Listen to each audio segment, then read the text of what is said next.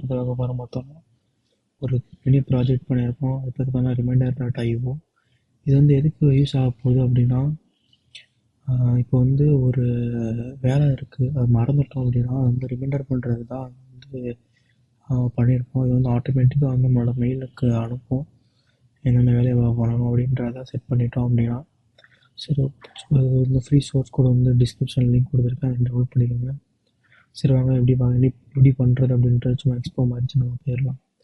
So இதில் வந்து பார்த்திங்கன்னா நம்ம ஒரு இமெயில் ரெடி பண்ணணும். இங்கே வந்து மெசேஜ், என்ன மெசேஜ் உங்களுக்கு வந்து ரிமைண்டர் பண்ணணும் அப்படின்றத வந்து டைப் பண்ணிக்கோங்க. ஃபார் எக்ஸாம்பிள் இப்போ நான் வந்து டைப் பண்ணிக்கிறேன்.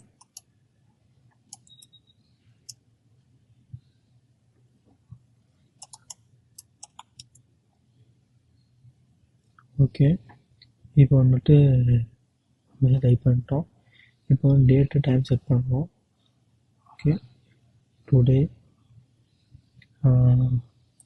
12 செட் பண்ணிக்கலாம். ஓகே, இருங்க போய் சர்வர் ஆன் பண்ணுறோம். ஓகே, சர்வர் ஆன் பண்ணியாச்சு. இப்போ ஒர்க் ஆகும்.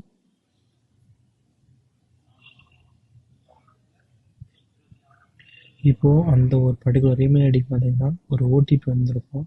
அதை அதை டைப் பண்ணிட்டு வெரிஃபை அண்ட் ஷெடியூல் ரிமைண்டர் கொடுத்தோம்னா ஷெடியூல் ஆகிரும். இப்போ பார்த்தீங்கன்னா அந்த ஓடிபி வந்திருக்கு. காப்பி பண்ணிவிட்டு பேஸ்ட் பண்ணிவிட்டு வெரிஃபை கொடுத்தோம் அப்படின்னா வந்து செட் ஆகிடுச்சு.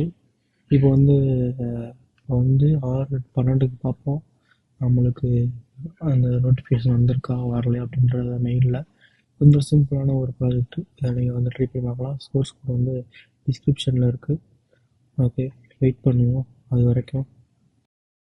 இப்போ வந்து 6/12 ஆகும்போது இப்போ செக் பண்ணி பார்ப்போம். இன்னும் வரல.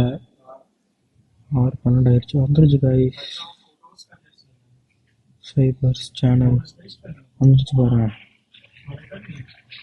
Okay guys, successful. இந்த சின்ன ஒரு ப்ராஜெக்ட் இது. இதை நீங்கள் ட்ரை பண்ணி பாருங்கள்.